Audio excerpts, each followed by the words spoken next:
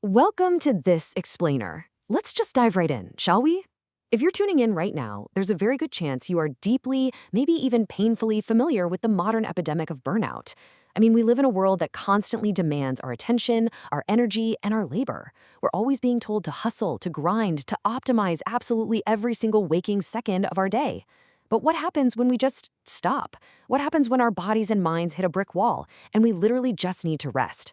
Well, typically, a really heavy, sinking feeling of shame washes right over us. And that brings us to a really critical question. Why do you feel so incredibly guilty every time you just sit on the couch and do nothing? Why does society look at resting as some sort of lack of moral fortitude? Well, in this explainer, we're going to completely dismantle that guilt. We'll look at the historical roots of our work obsession, the hard biological science of motivation, and an amazing evolutionary plot twist that is definitely going to change how you view your weekend naps. All right, let's get into section 1, the guilt of idleness and the problem of leisure. Which brings us right to section 2, the Protestant work ethic and the origins of capitalism. Okay, so to really understand why we feel so bad about resting, sociologist Max Weber looked back at the period right after the Protestant Reformation. And there's a really dramatic shift in mentality here. Think about the pre-Reformation mindset. Back then, you basically worked just to survive. You farmed, you met your basic needs, and then you stopped. There was absolutely no internal drive to stockpile massive surpluses just for the fun of it. But then Calvinism introduced this incredibly heavy psychological burden, divine predestination. Basically, this meant you couldn't just buy a pass to guarantee your salvation. Your fate was already sealed. But you could look for signs that you were one of the chosen ones. And to prove you were saved, well, you had to work relentlessly. So suddenly we get this post-Reformation mindset where you're working to accumulate wealth as a way to literally prove your spiritual salvation. It wasn't about just surviving anymore. It became this strict, inner-worldly asceticism. You had to deny yourself the pleasures of idleness, and suddenly endless productivity was a religious duty. And over time, that intense religious anxiety morphed into what we now recognize as modern capitalism. Think about founding father Benjamin Franklin. He famously declared, "Remember that time is money." Weber actually viewed Franklin as the ultimate embodiment of this new capitalist spirit. Franklin was basically arguing that if you sit idle for half a day, you aren't just taking a break, you are literally throwing money away. Money was no longer just a tool to buy your daily bread. Money begets money, and its offspring begets more. Historical figures like Franklin cemented this frantic, anxiety-driven energy right into the fabric of our culture. So it wasn't just about God anymore, it became the socially accepted baseline for success. You either conform to this standard of endless productivity, or you're branded as lazy and untrustworthy. But hey, what if this entire historical guilt trip is completely misdirected? Let's move over to section 3. The genetics of laziness, biological factors. Because deep down inside our DNA, we actually have specific genetic markers, like the genes that code for our dopamine receptors, specifically DRD2 and SLC35D3. Now, dopamine is often called the happiness hormone, and it plays a massive role in building up our motivation, feeling pleasure, and making decisions. But here's the catch. The production and regulation of dopamine isn't the same for everyone. Variations in these specific genes can naturally lower a person's motivation for physical activity, meaning if you feel physically unmotivated to peel yourself off the couch, it might literally be due to a chemical imbalance in your brain. Passivity is quite often something you inherit, physically passed down through your family tree, rather than some kind of moral failing you're consciously choosing.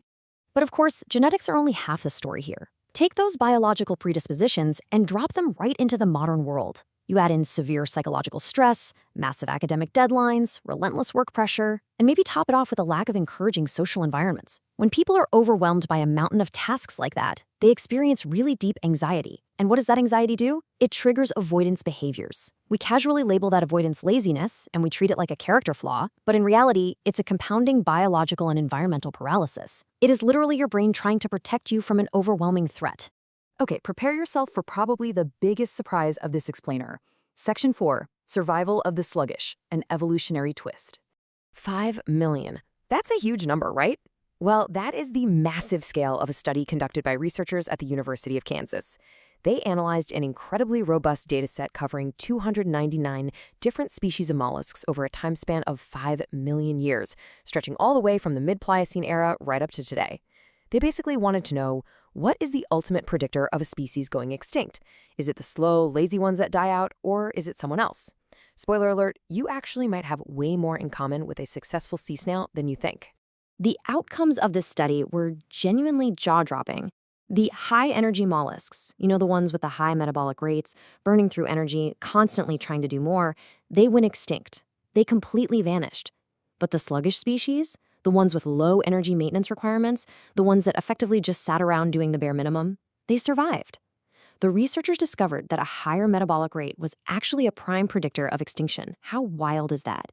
Which leads us to this incredibly vindicating quote from Professor Bruce Lieberman, who was one of the lead researchers on the study. He said, "Instead of survival of the fittest, maybe a better metaphor for the history of life is survival of the laziest, or at the very least, survival of the sluggish."